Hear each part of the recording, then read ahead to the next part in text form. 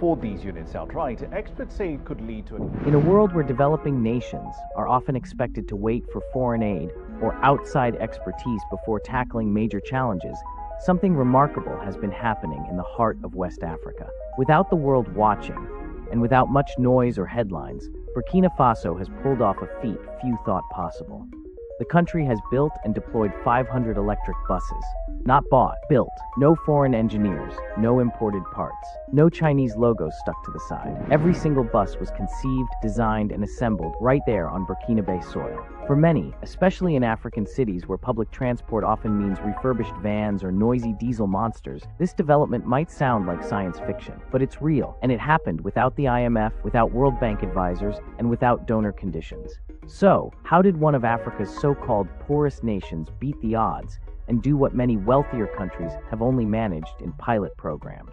The answer starts in a place once dismissed as an unfinished industrial dream, the UA 2000 corridor. It's now the nerve center of something far bigger than industry. It's become the soul of a national awakening.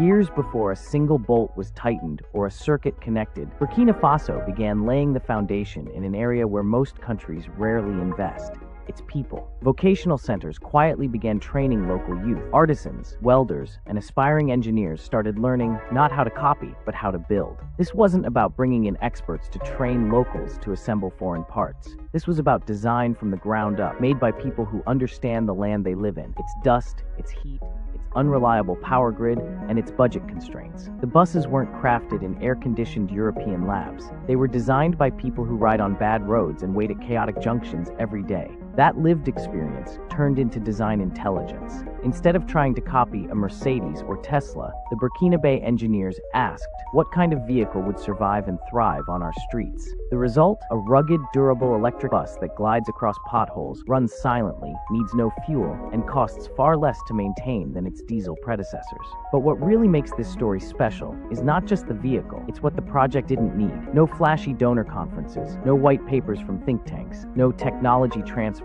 from the global north. President Ibrahim Traore's administration bet on Burkinabe talent and refused to play by the usual rules. Advisors warned him it might backfire, that the West wouldn't like it, that the project would fail without international backing. But they moved forward anyway.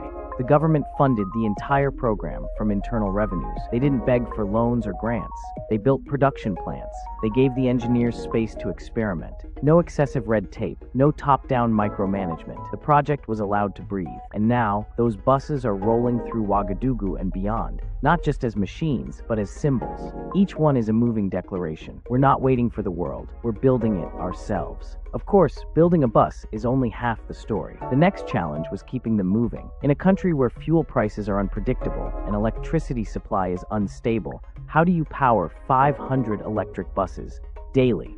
Each bus in the Italy fleet can travel up to 330 kilometers on a single charge. But what's even more impressive is that they can go from zero to full charge in just 30 minutes. No long queues at gas stations, no risk of outages from the national grid. It's a self-contained, locally powered system. And it didn't stop with urban centers. The same solar independence strategy that Traore's government had started in rural areas was now feeding into the country's public transport system. In simple terms, Burkina Faso didn't just build electric buses, they built an entirely new energy ecosystem to run them. The impact was immediate. Transport operators used to spending a fortune on fuel began reporting major savings.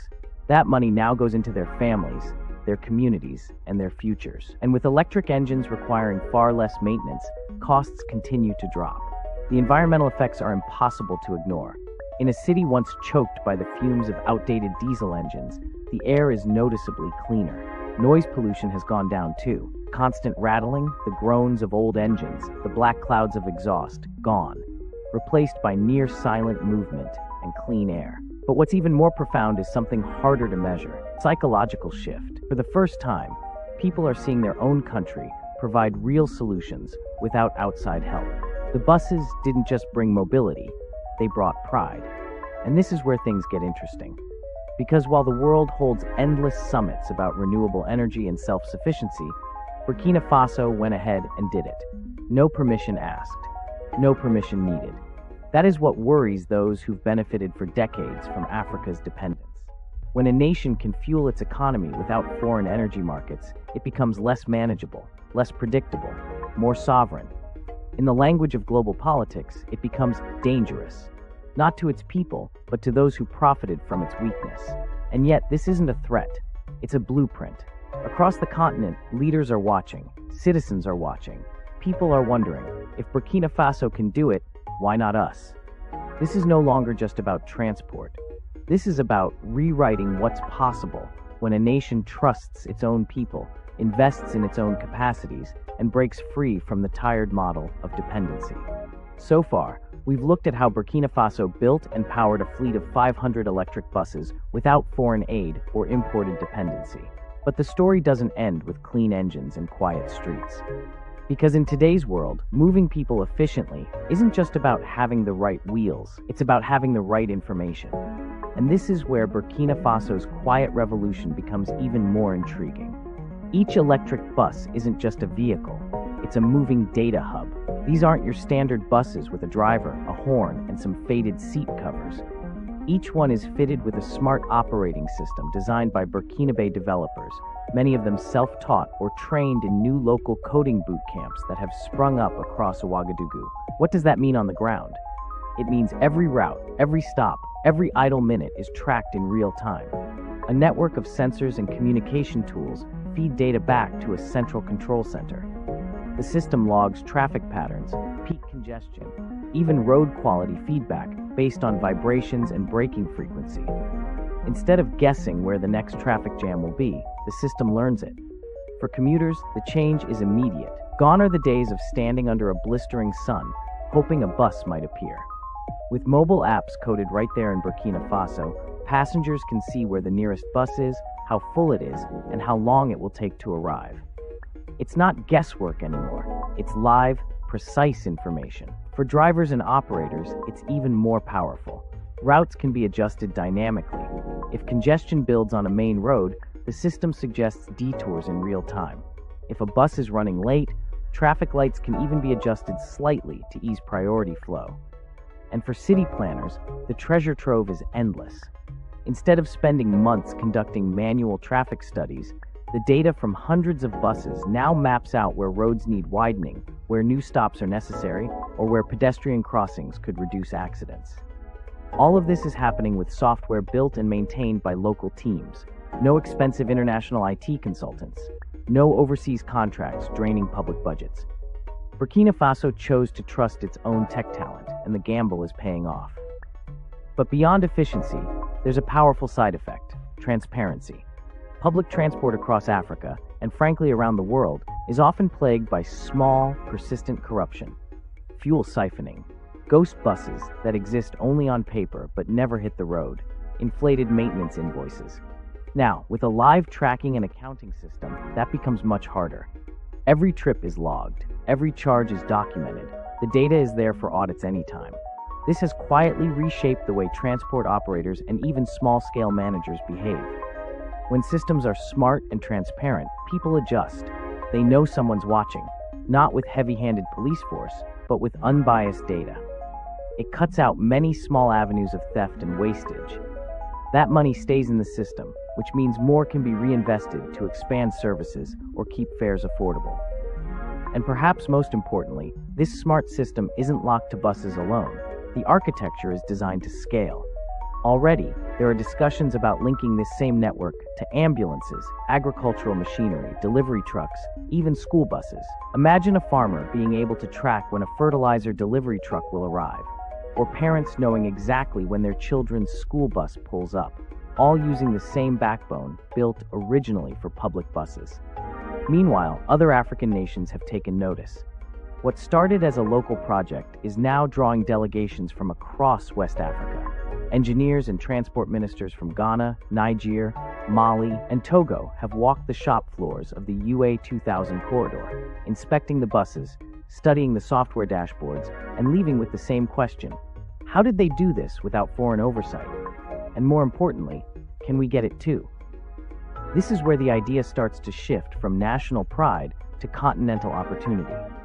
For decades, Africa has exported raw materials, cocoa, cotton, crude oil, only to buy back finished goods at a markup.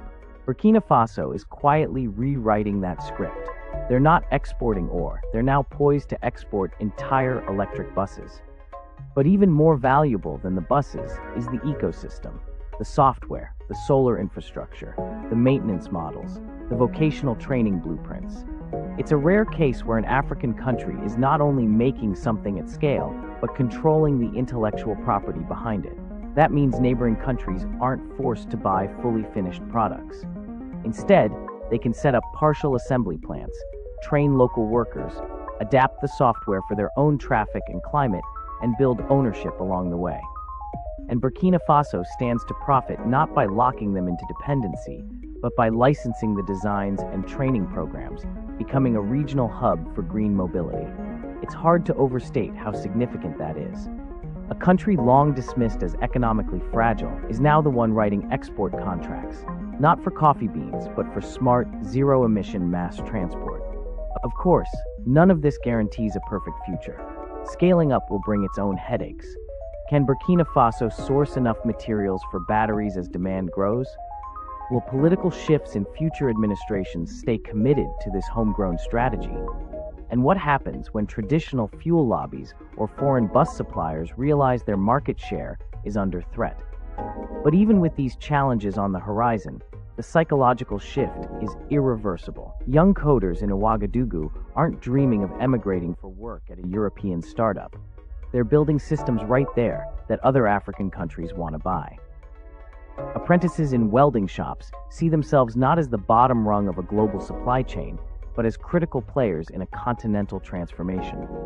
By trusting its own people, Burkina Faso has sparked a shift that extends far beyond transport.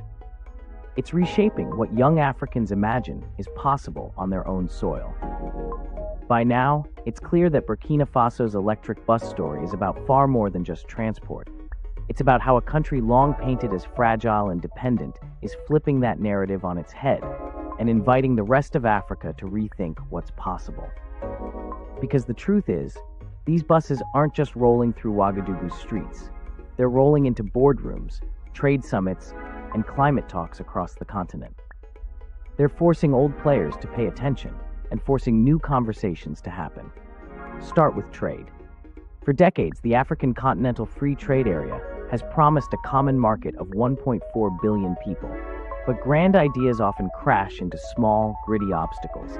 Border delays, patchy roads, outdated customs processes, and a chronic reliance on foreign-made goods. Burkina Faso's transport model offers something different, a real-world demonstration of what intra-African trade could look like. Picture this, a fully electric bus, assembled in Burkina Faso, driving itself overland into Ghana or Mali, serviced by mechanics trained in Burkina's own vocational centers, paid for through emerging regional payment systems that avoid foreign currency volatility. At each step, production, maintenance, operation, payment, value stays within Africa. It's the kind of seamless regional supply chain that policy papers have fantasized about for years, but never managed to implement. Then there's climate diplomacy. For years, African leaders have been scolded at international conferences to cut emissions, while simultaneously being denied the technology and financing to actually do it. Western nations fly in with glossy presentations on green energy, then leave African nations with more debt than solutions. Now, a country listed by the UN as least developed has built a zero-emission transport fleet with its own money, its own engineers, and its own sun. When Burkina Faso, or any other African country following this model, walks into the next global climate summit, it won't be as a junior partner begging for adaptation funds. It will be as a peer, holding up a working, scalable example of climate action done right. That changes the negotiating power dramatically. Suddenly, Africa has a real card to play. It can demand fairer financing for renewable infrastructure, push for African-led standards on things like battery recycling, and build sovereign carbon markets that aren't set by foreign consultancies. And look even closer to home, inside African politics itself. Across the continent, the word sovereignty has often been cheap talk, shouted at rallies, but rarely backed up by industrial or technological muscle. Traoré's buses, built, powered, and coded in Burkina Faso, are physical proof that sovereignty can be more than slogans. Reformist politicians from Dakar to Dar es Salaam are paying attention. So are civil society groups. They see these quiet electric buses not just as vehicles, but as evidence that with the right political will, you can deliver jobs, cut pollution, and stand taller on the global stage. All without waiting for a green light from Paris, Brussels, or Washington. It's even stirring the financial sector. Banks that long dismissed African hardware ventures as too risky are revising their models. Pension funds, Islamic finance networks, and BRICS-friendly investment houses are now circling Burkina Faso, not to hand out aid, but to discuss equity stakes, joint ventures, and scaling up solar grids and smart mobility systems. For once, Africa's creditworthiness is being measured in megawatts generated and kilometers driven, not in outdated ratings cooked up by agencies half a world away. And then, maybe most profoundly, there's the psychological shift. Scroll through WhatsApp groups in cities from Lagos to Lusaka, and you'll see videos of these buses gliding through Ouagadougou traffic. Not belching smoke, not imported secondhand from Europe, built right there by Africans for Africans. Young coders who might once have dreamed of nothing more than a visa to Canada are now pitching mobility algorithms for the next generation of buses. Welders who once hoped for a mining job abroad are enrolling in apprenticeships to work on chassis for regional exports. It's quietly rewriting the very idea of aspiration. Of course, none of this is inevitable or permanent. The challenges ahead are enormous. Maintaining political unity around this vision won't be easy. Sourcing enough minerals for batteries without falling into new exploitative traps is a real concern. And you can be sure the legacy oil lobbies and old bus suppliers aren't just going to watch their markets evaporate without a fight. But even if Burkina Faso's model stumbles, the idea it unleashed can't be put back in the box. Across Africa, people have seen that it's possible to design, build, and run complex systems without handing over control to someone else. They've glimpsed a future where Africa is the maker, the seller, and the standard setter. So maybe that's why these 500 buses whisper something larger than any speech ever could. As they roll through dusty streets, silent and solar-powered, they carry an unspoken question. If Burkina Faso can do this, why can't we? What do you think? Could more African nations pull this off? Should they? Would you ride on one of these buses if it came to your city? Let us know your thoughts down in the comments. If you found this story as eye-opening as we did, please support our work by hitting the like button, subscribing to the channel, and turning on notifications so you never miss our next deep dive. Thanks for watching, and we'll see you in the next video.